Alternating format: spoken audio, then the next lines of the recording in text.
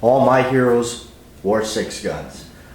That definitely is not a phrase that is foreign to me, because I love revolvers. So I brought out a little bit of revolvers here, just the kind of the ones that were key to what I'm going to be talking about in this video. Anyway, for those of you who've been around the channel and everything, it's no news to you. I'm a big movie fan, so you know, John Wayne, Dirty Harry, all that stuff, you know, it just comes, that's just what I love about them, and you know, what I began to love about them. Now, I mean, it's without a doubt, no question that, you know, you see somebody with a Model 29 Smith & Wesson, you know, you ask them, well, did you see Dirty Harry movie? You know, more than likely, yeah.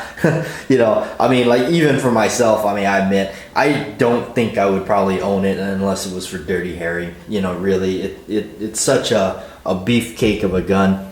You know, it's a cool gun, don't get me wrong. It's amazing. It shoots awesome, but, you know, it's a humdinger.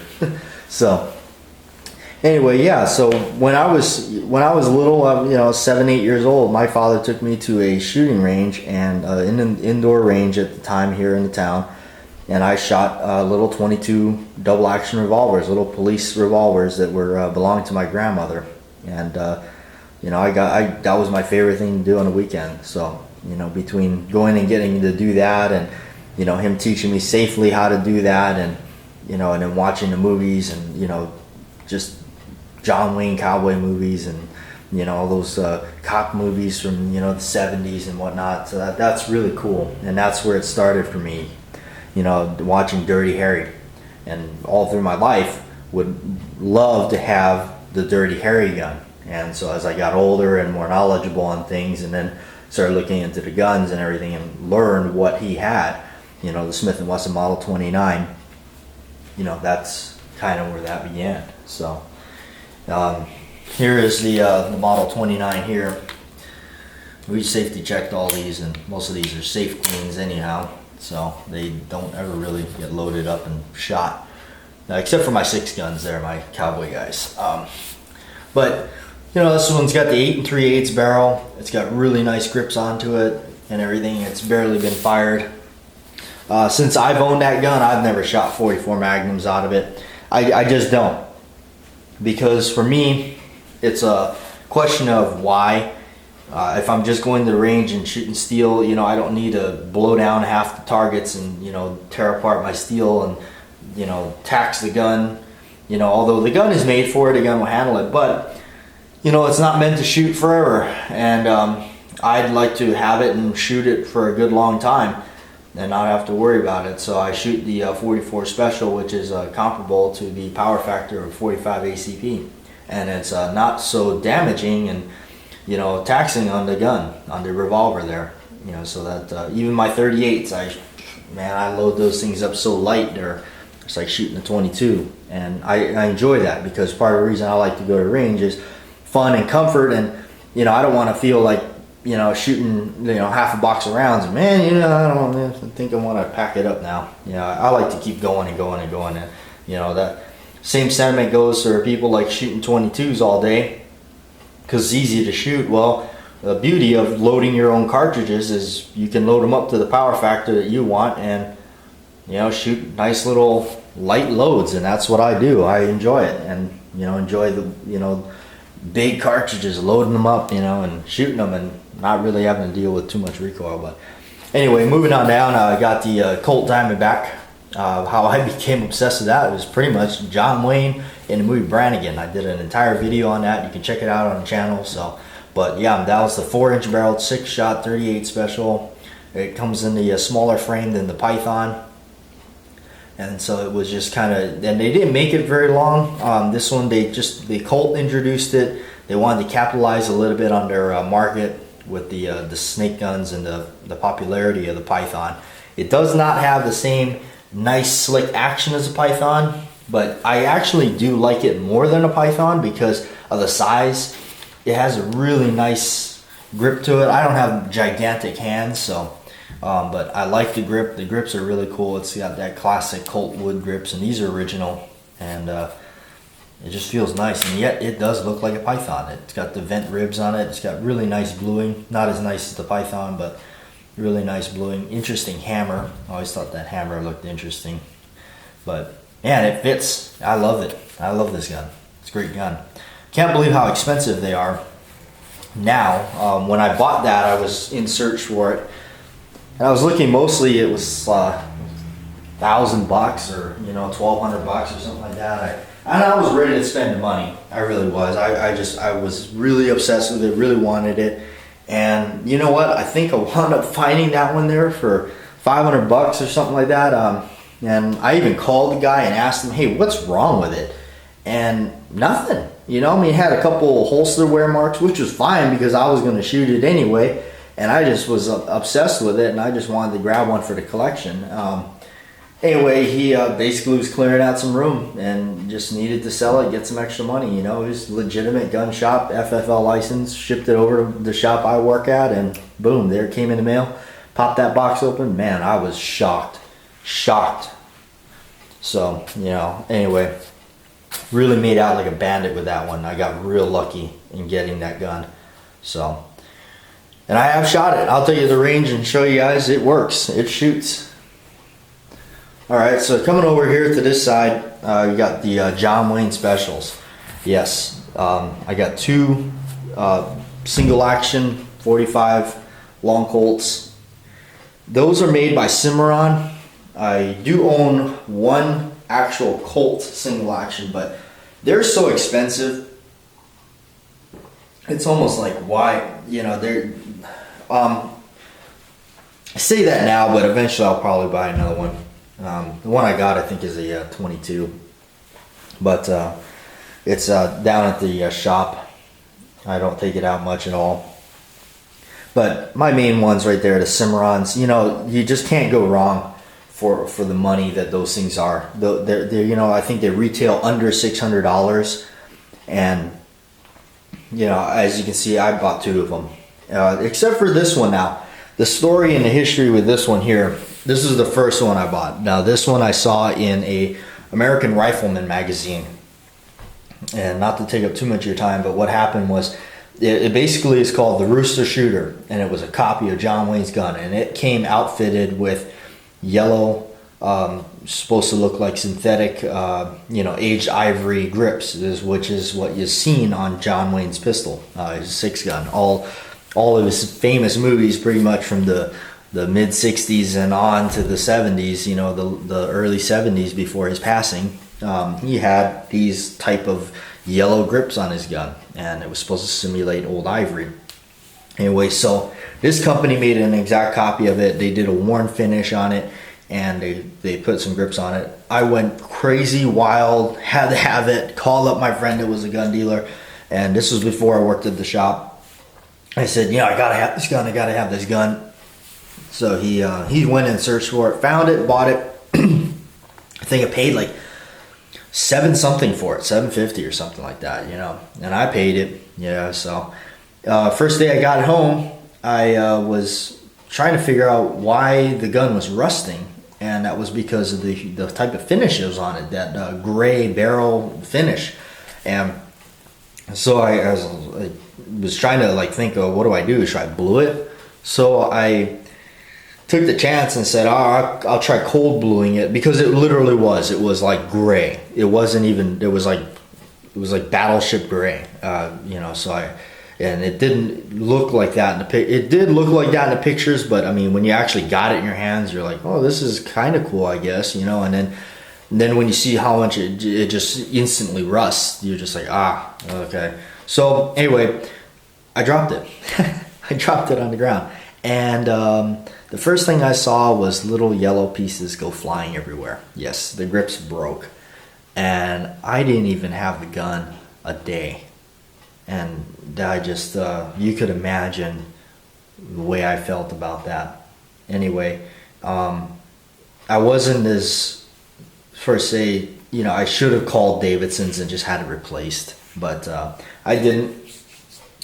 Instead, now there's something good that came from it. I actually started making them myself. I made pressure molds of them, started casting them out of resin, and it taught me how to make cowboy gun grips. It really did. Now, I didn't make those. The ones that you see on there, I didn't make those. I later found a company online called Buffalo Brothers Cowboy Store.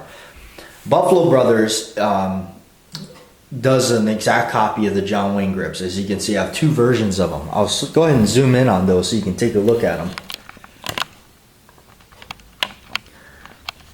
So the top version is the antiqued ivory, ultra antiqued or whatnot they call it. So they have brown stress and rot looking streaks going through it, which is really cool. And then right below it is you have the standard old ivory. And with the finger grooves, and that was the cool thing, was they made their finger grooves are a lot better than what came with the Cimarron, the original grips. Those are a lot. The Buffalo Brothers blew it out of the park. I will actually be calling them back just to get a couple extra pairs, just to have them, because they did such a great job. So I wound up finding them, bought those grips. They do it for the left. They put the grooves on the right side of the panels because I'm left-handed. Anyway, they did a great job on it, and so that's where it led to. And the story was actually Buffalo Brothers used to make them for Cimarron, but I guess they had a partnership disintegration, so they quit doing it. So anyway, that's how it came about. Then how I wound up with a really nice pair of those ivory grips. Check them out, Buffalo Brothers Cowboy Store. They're out of Mesa, Arizona. Now, next on the list is the snubbies. I got a couple of them out here. I actually once had an extreme. I still do. What am I saying? Yes, my name is BATJAC J.W. I am a revolverholic. Snubbies, snub nose revolvers. At one time, I had a bunch of them. I since then got rid of a few, but I kept the ones that I really was, obsessed with. The Colt Detective Special First Generation. That was one that I really was chasing after, good and hard. And I'll show it to you right there. I gotta zoom in on these fine specimens, these snub nose 38 revolvers. The one at the top, obviously you can see it's the Colt Detective Special, the First Generation. That one is what they call the one that has the iconic silhouette. The silhouette, because the ejector rod is a free-floating ejector rod on the bottom. It has no support. If you look at the bottom, the Smith & Wesson one is free-floating, but it has like a little support on the end of the barrel that kind of holds it in place a little bit better. The Colt did not have that. I'll go ahead and pick it up here if I can. So you can see here, it doesn't have any support there. And so it gave off that distinctive silhouette that is seen in a lot of old black and white movies, especially with Humphrey Bogart and whatnot. That's the gun you see. I think that was like kind of my first Colt I really was looking into. And I went to a friend of mine, and I was asking him about it, and what he said he had one, and he pulled it out, and what he had actually was a later generation with the shrouded ejector rod and the different grips and everything, so which was not what I had in mind. So I went online, found that thing, and I paid such a low price for it, and now I can't believe the prices they've gone up to now. And I bought it, and there it is, and a lot of it. And then later I found out that Popeye Doyle from Gene Hackman's character in The French Connection, that's what he carries. There it is, the Colt Detective Special 38. Gene Hackman carries it in The French Connection. So that made it even cooler for me. So that's also why I like it too, and that's why it's on the table. Right below it, that one is the one that has the longest history with me, or far as really big on obsession and trying to get it. And there it is. That's a Smith & Wesson pre-Model 10 6-shot snub nose 38 K-frame, made in 1948, if you believe it or not. That gun was made in 1948. Checked the serial numbers myself. Got the original grips and everything. Found that online. Anyway, how that gun came about. I know it's kind of not many people, maybe know about the movie or care about the movie, but for some reason, I did. The movie Witness, Harrison Ford, came out in the 80s. It's got Kelly McGill's in it. But anyway, he is a cop in it, and he goes over and he gets you know, kind of help from the Amish people, and this is what he carries. And there's an infamous scene where the kid opens up the drawer, grabs his revolver. There it is. That's exactly what he has in his drawer. And when you see it in the camera now, hands, the kid has, I mean, he's just a little kid, so his hands are like, you know, a quarter the size of, you know, most of us, or half the size of mine. Anyway, so it looks just insanely like a brick, and I just became in love with it. I was like, wow, look at the size of that thing, you know. And so, and I learned that, yeah, it was a 6-shot revolver. You know, you can see the thickness on this sucker. It's clear, but and it's got the original diamond grips on it and everything. So my first gun, one of my first revolvers I bought was a version of this. I still have it, actually. I learned after watching the movie, I called up my friend and asked him if he had a 6-shot Smith & Wesson, and he said, yeah, and 38 snub nose revolver. He said, you know, it's kind of rare. He said most of them are 5-shot. And I said, yeah. And he said, but I know what you're talking about. He said, I do have one. He dug it out of his store, or, you know, his inventory, and I went over to his house, saw it, and I was like, wow, okay, you know. And you know, he said, so I said, what do I do? How do I get it? I want it. What he had was it was the same gun, but not exactly. And me being the obsessive person I am, I had to have the exact same one. But what he had was a Model 10-5. Sights are different on that gun, and there's mainly it's the sights, so, and the barrel. A little bit different than this. And when I still have it. I bought it. I'm not going to get rid of it. Really happy, but the more I watched the movie, the more I noticed that, yes, the revolver he has in the movie is different. What he basically has is this gun, and it's a pre-Model 10. This is the Model 10 before it was the Model 10, basically. And it's a 5-screw model, so it's got I think it's 4 screws on the frame on the side there. One's under the grip, one's at the top, and then there's one in the trigger guard. I did a video on this gun. You can check it out on my channel, but that's what it is. That's how I became kind of obsessed with it and got it, and there it is. So anyway, the video is getting really long, but that's what happens. You pull out revolvers and get me talking about revolvers. Anyway, so there it is. All my heroes wore 6 guns. Thanks for tuning in. Thanks for, if you made it to the end of this video, congratulations. Give yourself a round of applause. But thank you very much for watching. Please like and subscribe. Anyway, BATJAC out. You know it. If you love revolvers, you come to the right channel. I'm the Jack. That's it.